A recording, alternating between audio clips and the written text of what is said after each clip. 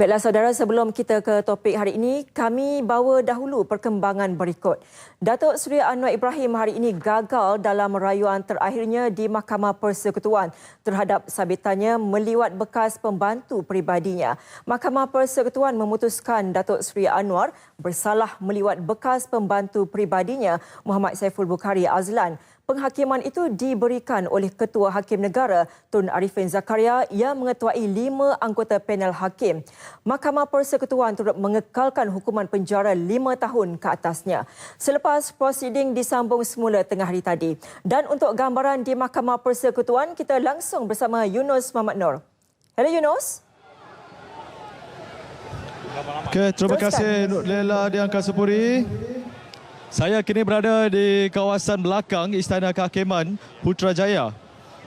Di mana untuk makluman pada ketika ini Datuk Seri Anwar Ibrahim baru sahaja dibawa keluar daripada Istana Kehakiman Putrajaya dan berikutan keadaan sesak dan juga orang ramai pihak unit Simpanan Persekutuan terpaksa digerakkan bagi mengiringi kenderaan yang membawa keluar Datuk Seri Anwar Ibrahim melalui jalan yang dipenuhi oleh orang ramai.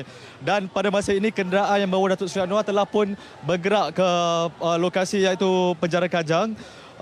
Namun usaha mengawal keadaan oleh pasukan unit Simpanan Persekutuan FRU masih lagi digerakkan seperti yang dapat dilihat di belakang saya pada ketika ini. Mungkin berlaku sedikit kekecohan, namun pada masa ini ia masih lagi dapat dikawal oleh unit Persekutuan yang menjalankan operasi di sini. Leila.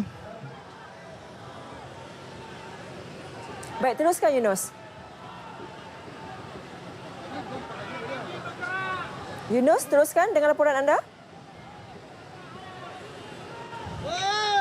Oh ya, jadi rakan wartawan kami, wartawan Marlia Muhammad yang sebentar tadi berada di galeri awam Mahkamah Persekutuan memaklumkan bahawa beliau sedang berusaha untuk mendapatkan reaksi daripada peguam kedua-dua pihak mengenai kes yang berlangsung sebentar tadi. Jadi saya kira ini saja perkara yang boleh saya kongsikan dan sekaligus dapat merukakan sekali kes yang telah berlarutan pada Jun 2008 dan akhirnya dapat diselesaikan pada hari ini. Sekian laporan daripada saya, Muhammad Sumat Nur, langsung dari Istana Kehakiman Putrajaya. Baik, terima kasih Yunus atas laporan itu tadi. Baiklah saudara, kita ke topik utama platform petang ini. Malaysia menjadi negara pertama di dunia yang mewujudkan indeks syariah secara komprehensif bagi mengukur secara saintifik ketepatan syariah dalam menilai pencapaian Malaysia melaksanakan tuntutan syarak. Indeks syariah Malaysia dilancarkan Perdana Menteri Datuk Seri Najib Tun Razak sempena Majlis Perdana Ulama Umara 2015 di Pusat Konvensyen Antarabangsa Putrajaya. Indeks tersebut yang dibangunkan Jabatan Kemajuan Islam Malaysia JAKIM bersama Universiti Islam Antarabangsa Malaysia UIAM dan Yayasan Dakwah Islam Malaysia YADIM.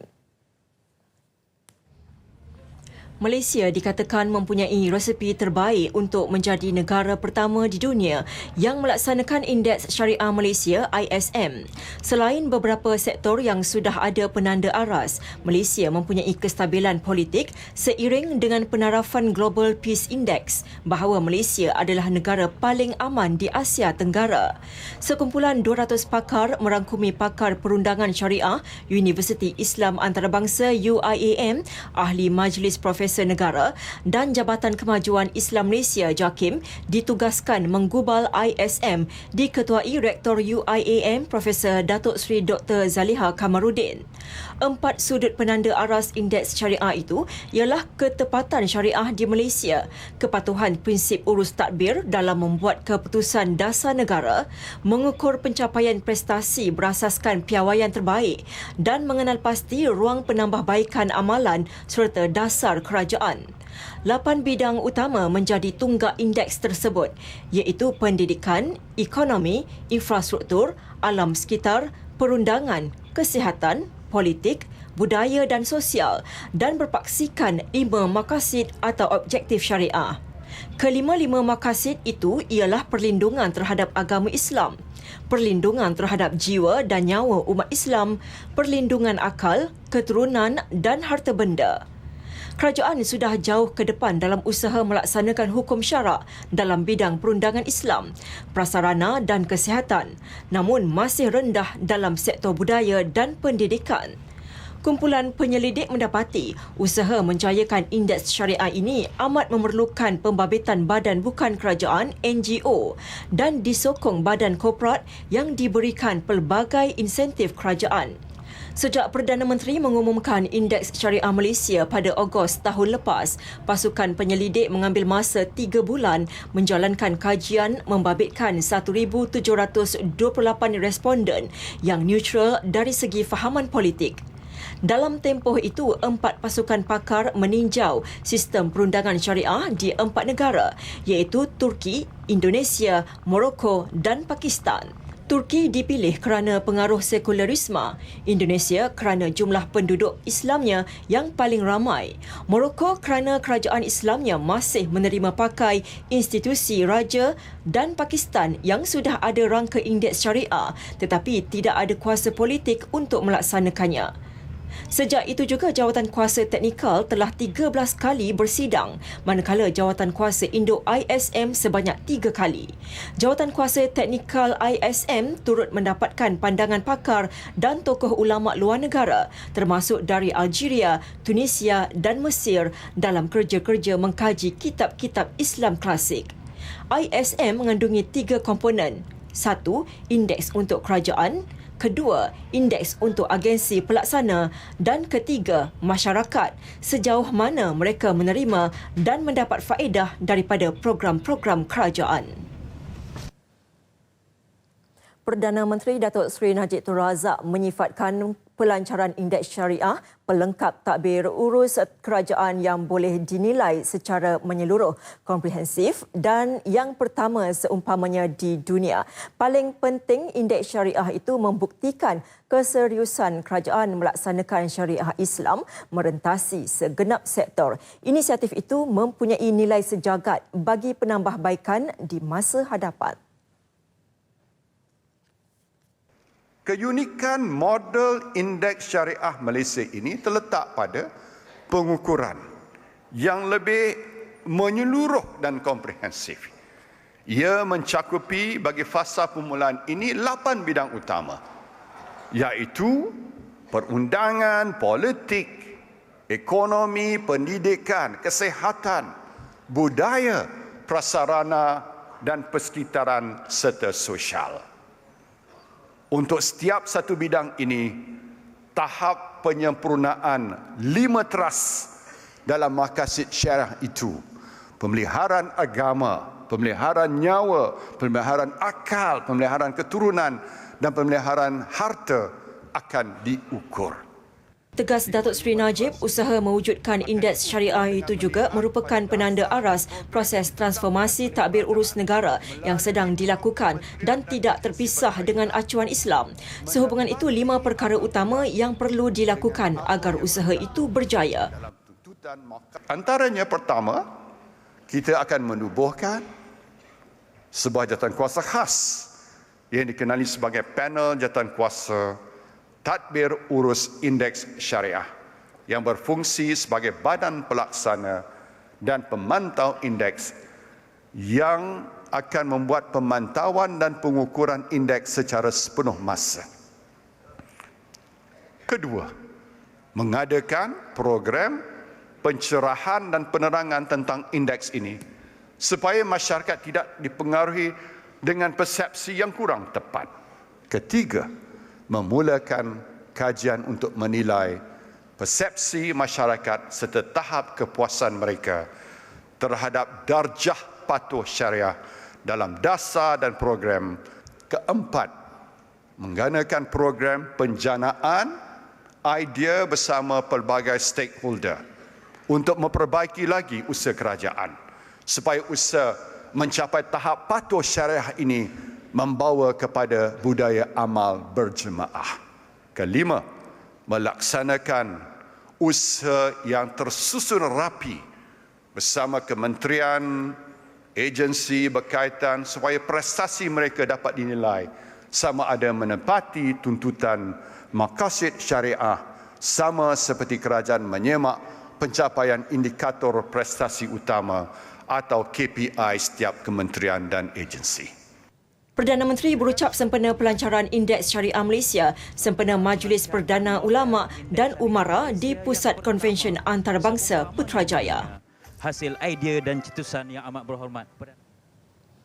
Baiklah saudara, bagi pencerahan lebih lanjut, kita bersama wartawan Syahril Syarfuddin yang kini sudah bersedia dengan tetamunya yang juga Rektor Universiti Islam Antarabangsa, Profesor Datuk Seri Dr. Zaliha Kamarudin. Silakan Syahril. Baik, terima kasih Nur Lela di studio. Assalamualaikum warahmatullahi taala wabarakatuh. Salam sejahtera dan salam satu Malaysia. Alhamdulillah, saya masih lagi berada di PICC. 3 jam yang lalu sebenarnya telah pun sama-sama kita dengarkan di Kaca TV Amat Berhormat Perdana Menteri telah pun sama-sama melancarkan Indeks Syariah Malaysia dan modelnya telah pun sama-sama dilancarkan tadi, dan jam 1 tengah hari tadi saya telah pun bersama dengan Dato' Aidit Ghazali yang juga merupakan timbalan pengerusi 2 kepada jawatan kuasa ini, dan untuk petang ini, jam 3 petang ini, saya amat bertuah sekali nak bersama juga dengan yang berbahagia Profesor Datuk Seri Dr. Zaliha binti Kamarudin yang merupakan timbalan pengerusi 1 panel Tadbir Urus Indeks Syariah Malaysia yang juga merupakan Rektor UIEM. Terima kasih yang berbahagia Datuk Seri. Sama-sama. Okey, Datuk Seri, mungkin boleh dekat-dekat dengan saya sikit. Okey, kalau kita nak berkongsi dengan para penonton lah, yang dah jelas mengenai Indeks Syariah ni ada, tetapi yang tak faham pun masih lagi ada. Maklumlah, baru dilancarkan. Mungkin secara awalnya bagaimana pendekatan Indeks Syariah ini mula terfikir oleh Kerajaan Malaysia dan juga disalurkan kepada jawatan kuasa ni? Seingat saya lah, pada tahun lepas, masa program yang sama, Majlis Perdana Ulama Umara 2014, Datuk Seri Najib telah menyatakan bahawa beliau telah menyerahkan akan menyerahkan tugas itu kepada Universiti Islam Antarabangsa dan JAKIM menjadi urus dia untuk memastikan bahawa segala usaha yang berkaitan dengan Islam ini diukur. Sebab selama kita merdeka sehingga kini tidak ada lagi instrumen untuk mengukur usaha-usaha yang telah dilaksanakan dan untuk memantapkan Islam itu sebagai agama bagi persekutuan dalam perlembagaan kita. Kemudiannya sejurus, saya ingat beberapa minggu selepas itu tugas itu diserahkan kepada Universiti Islam Antarabangsa Malaysia dan kami telah menubuhkan satu jawatan kuasa teknikal. Walaupun tugas itu diberi kepada Universiti Islam Antarabangsa, ia tidak bermakna pakar-pakar tu dari UIE saja. Apa kita lakukan ialah kita mengumpulkan pakar-pakar di dalam Malaysia untuk membantu kita dan untuk mempercepatkan. Tidak semestinya UIA lah. Tidak semestinya UIA. Cuma UIA ini cuma menjadi platform untuk memastikan kerja itu dilaksanakan mengikut milestone-milestone yang ada. Jadi kita macam kena menyediakan rangka untuk memastikan pada bulan Februari 10 hari bulan ia dapat dilancarkan. Hari ini alhamdulillah. Tapi kita bekerja tu macam saya membuat perumpamaan lah, macam makan bola, mimpi bola. Apa lagi rehat pun saya rasa kita mesti memastikan bahawa projek ini selesai. Secara durasinya lebih kurang setahun lah. Tak ada. Tapi idea tu dah setahun. Idea. Tetapi apa yang cabaran yang paling besar sebenarnya ialah bila kita pergi kepada konsep maqasid syariah ni, yang kita kena tengok yang mana satu kita nak pakai, yang daruriyat ke, yang hajiat ke, yang tahsiniat ke, yang itu kita kena map pula dengan bidang yang kita pilih.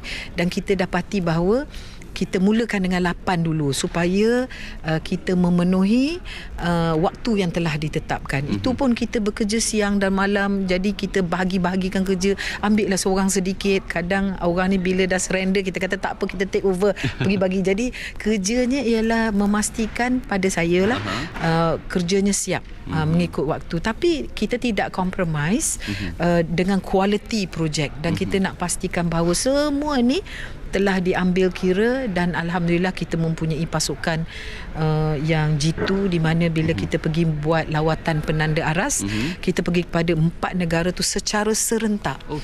Jadi kita tubuhkan 4 kumpulan, 4 tu keluar secara serentak. Tak kira lah, mula kita cadangkan kalau masa yang diberikan itu agak panjang, kita boleh pergi pada musim panas bila waktu musim panas tu lebih banyak kerja dapat dilaksanakan. Ini kita pergi waktu musim sejuk, jadi nanti maghrib pukul 5 dah maghrib dah. Jadi makna kita nak berjumpa dengan pakar-pakar dari luar negara tu kita terhimpit oleh masa. Tapi alhamdulillah atas dasar network yang telah sedia ada antara Universiti Islam Antarabangsa dengan lebih kurang 400 universiti-universiti seluruh dunia, kita menggunakan rakan kita di sana untuk mengumpulkan pakar-pakar di sana. Jadi itu memudahkan kerja kita lah. Okey.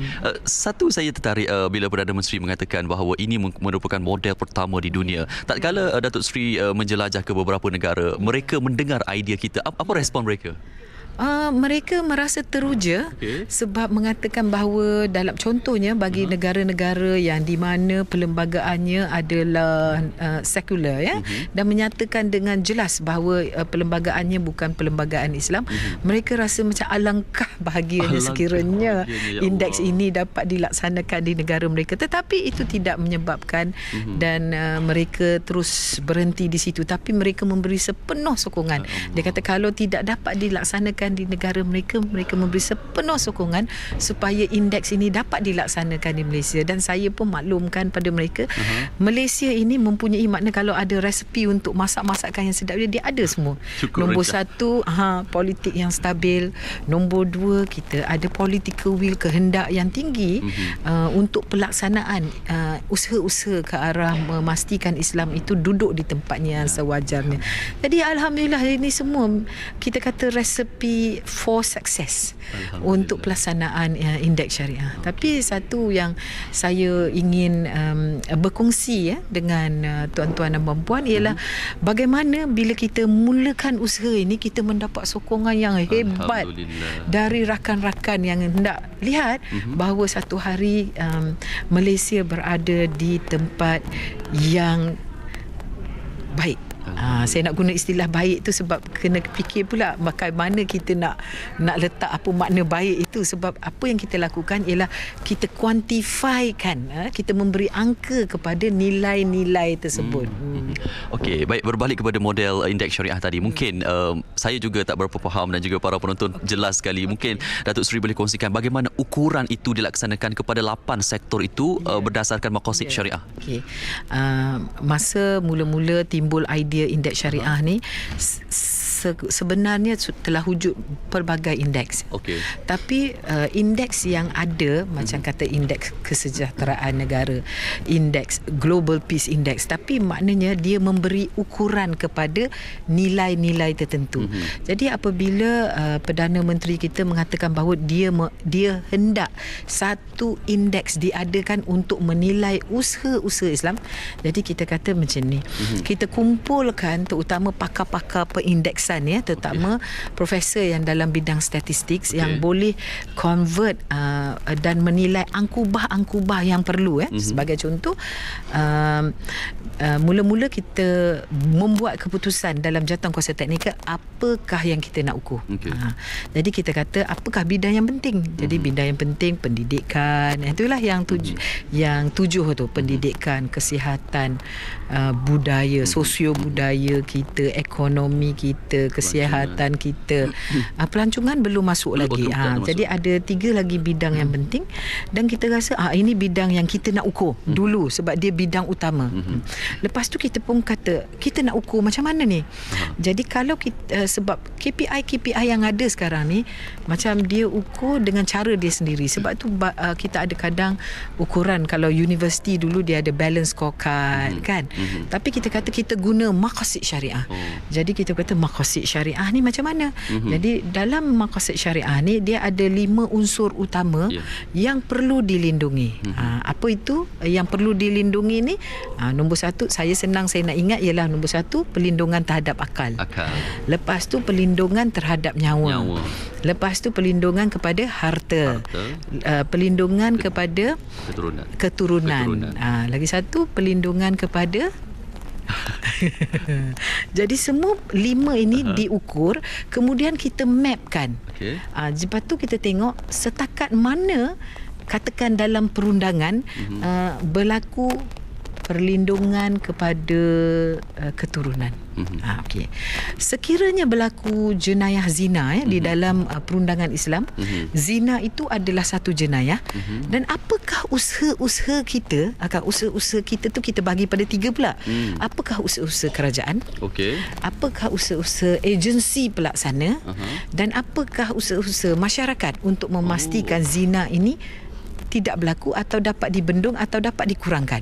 Kita tengok tu perlindungan kepada keturunan. Jadi bila kita kata okey, ada contohnya untuk melindungi keturunan, dalam akta saja kita pergi kepada akta. Sebab itu kita memerlukan 200 pakar untuk buat kerja ni. Jadi pakar dalam perundangan akan lihat apakah akta yang ada di Malaysia yang melindungi keturunan. Lepas tu kita tengok ini setakat mana. Jadi bila pergi pula makna dari segi pemerintah, akta-akta tu sudah cukup contohnya atau 80% telah melindungi keturunan tadi mengikut salah satu daripada maqasid syariah.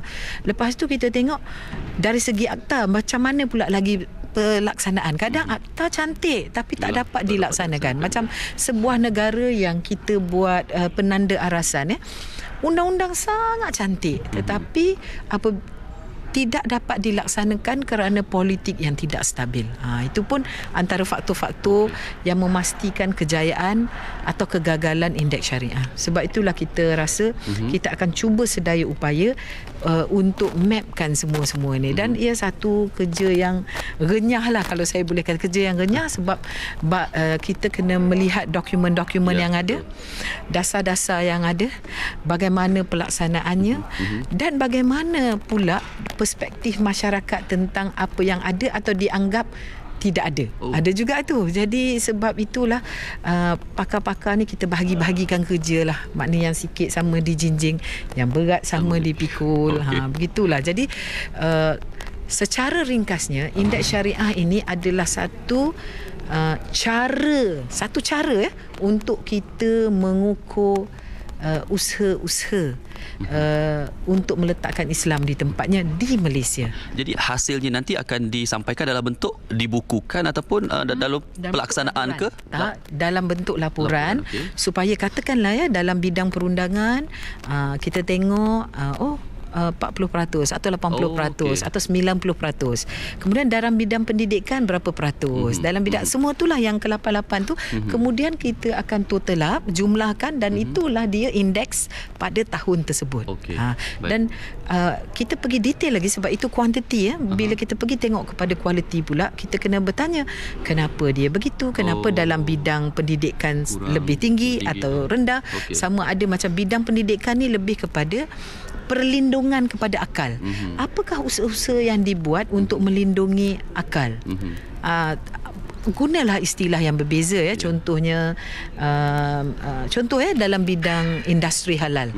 Apakah usaha-usaha yang telah dibuat untuk memastikan tenaga boleh dihasilkan untuk industri halal ini? Jadi kita kena macam ada checklist lah. Ni dah telah dilaksanakan atau belum? Jadi kelompongan-kelompongan ini akan dikenal pasti dan kita akan mengesyorkan kepada kerajaan. Ini antara hala tuju yang perlu dilakukan supaya sampai kepada ukuran yang tinggi. Sebab itu bila kita mengukur tu kita lebih senang sebab dia lebih jelas. Apa yang nak ukur pun jelas, apa yang tak diukur pun jelas. Satu lagi Datuk Seri, saya suka bertanya sebab kalau kita bercakap mengenai indeks ini, kecenderungan kita rakyat Malaysia untuk melihat perkara ataupun indeks yang positif semata-mata. Sejauh mana ketelusan ataupun kelemahan pun harus kita tunjukkan kepada rakyat Malaysia? Sebagai penyelidik adalah tanggungjawab kita ada etika dalam menjalankan penyelidikan. Kita akan maklumkan kepada kerajaan realiti apa yang berlaku, kalau istilahnya on the ground, apa yang sebenarnya berlaku, dan kita maklumkan apa yang sebenarnya berlaku, kenapa dia berlaku, dan bagaimana untuk memastikan bahawa ia tidak berlaku lagi. Jadi sebagai penyelidik kita kena telus. Itu tanggungjawab penyelidik lah. Makna kita tidak massage data atau kita tidak melakukan sesuatu yang menunjukkan bukan yang sebenarnya. Makna kita bertanggungjawab kepada hasil penyelidikan kita. Okey. Baik, Datuk Seri, mungkin secara ringkas juga saya tertarik kepada ucapan PM tadi, katanya indeks syariah ini bukan hanya untuk orang Islam. Kita tahu negara kita negara yang pelbagai dan ia juga boleh dinikmati oleh masyarakat lain. Betul.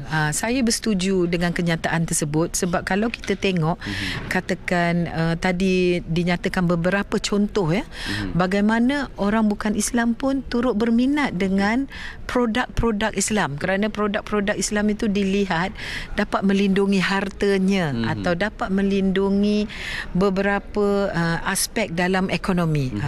Sebab itu apabila kita nak melaksanakan indeks syariah ini, kita nak menunjukkan bahawa contohnya pelindungan kepada nyawa. Sekiranya kita ada akta yang cukup untuk memastikan seseorang itu merasa selamat. Akta itu tidak semestinya hanya untuk orang Islam saja. Dia boleh terpakai kepada orang bukan Islam. Tapi kita tidak mahu menilai apa yang di luar kerangka Islam.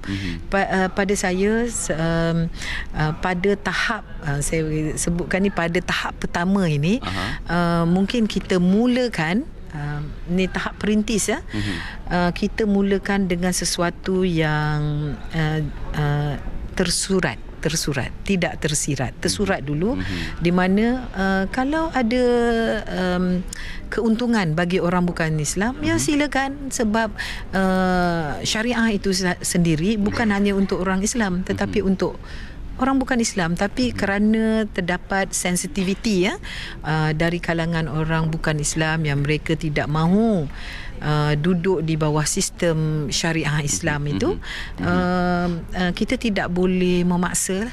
Kita tidak boleh memaksa. Kita tengok perlembagaan, walaupun Islam itu adalah agama bagi negara, kebebasan untuk beragama diberi kepada orang-orang bukan Islam. Jadi kita kena pegang kepada perlembagaan lah dalam konteks itu. Sebab itu indeks syariah ini dibuat dalam kerangka Islam dan kerangka perlembagaan.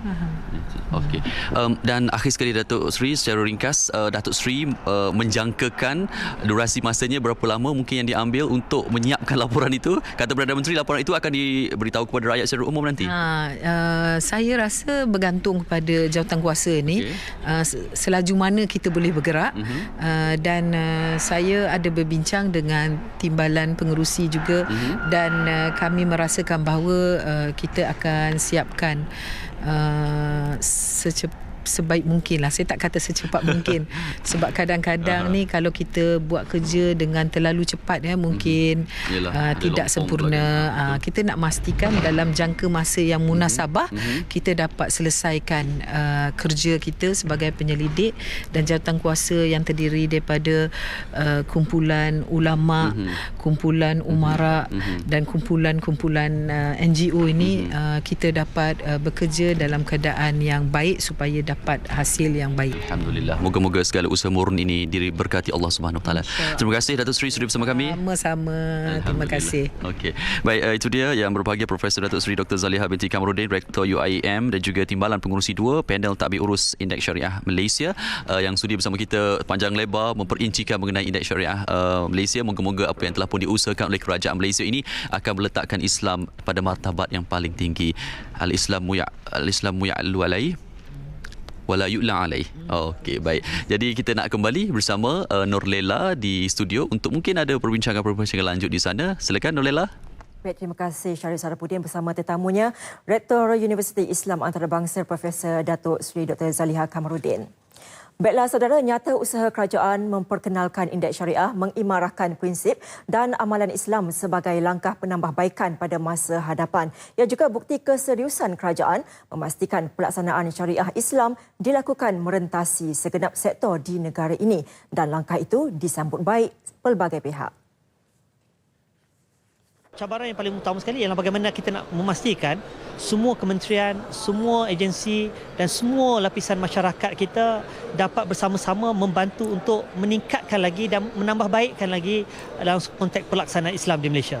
Ini lebih besar. Dan bila kita cakap soal pelaksanaan Islam dan syariat Islam di Malaysia, dia bukan untuk orang Islam saja, tapi untuk semua orang Islam, kerana matlamat syarak ataupun maqasid syariah yang disebutkan oleh Yang Amat Berhormat Perdana Menteri ialah asas ataupun matlamat Islam untuk memastikan wujudnya keadilan, kesaksamaan, ketelusan dalam pentadbiran dalam pemerintahan negara. Maknanya golongan minoriti bukan Islam, kaum yang pelbagai juga harus kita dampingi dan harus kita pastikan hak mereka terjamin. Saya relate hal ini dengan satu hadis Nabi SAW. Nabi bersabda, "Innallaha yuhibbu iza amila amalan, innallaha yuhibbul abda iza amila amalan an yutqinah." Sesungguhnya Allah itu suka kepada seorang hamba bila dia buat sesuatu perkara dia itqan. Itqan ni kalau kita orang panggil tekung ataupun dalam bahasa mudah profesional baik. Jadi seolah-olah dengan ada kayu ukur atau indeks syariah ini sudah pasti akan melonjakkan lagi dan kita tahu nilai penarafan tersebut.